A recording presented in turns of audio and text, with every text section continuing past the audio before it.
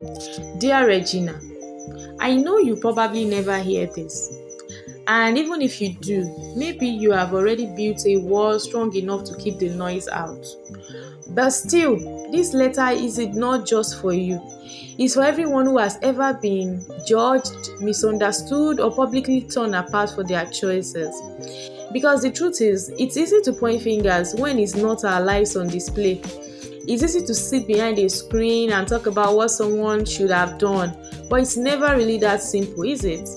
Regina, you grew up in front of the world's eyes as a teenager turned woman, still learning, still growing, still finding your voice, and the world watched you, not always with kindness, though.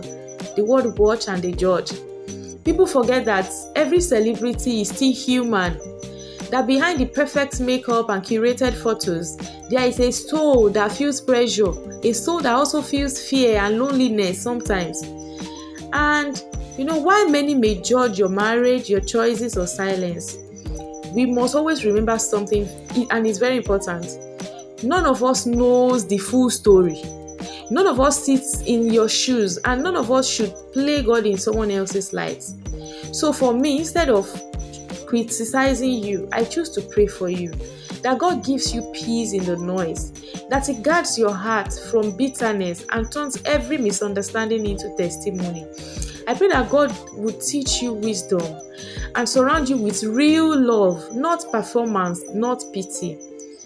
And to those watching this, let us pause before we cast the next stone. Because truth be told, if our own lives were played out on social media, would we stand the same judgments that we so easily pass on others? Maybe Regina's story is just a minor, reminding us that grace is still needed, that compassion is still holy, and that healing really happens in the spotlight. So, to every woman who has been misunderstood, every man whose story has been twisted, every person who has ever made a choice that others couldn't understand, remember this: God still writes beautiful endings from broken beginnings. And Regina, I just want to encourage you, keep walking your path. Keep growing quietly. Let God do the explaining in His time, because when He's done, even your critics will have to testify. I would like to say this to others. Before you speak about someone's story, remember God is still writing yours. Regina, we pray for strength for you. It is well.